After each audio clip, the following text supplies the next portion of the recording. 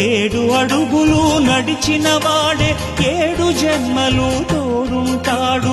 భర్తగా నిన్ను భరించువాడే బ్రతుకు దీపం వెలిగిస్తాడు.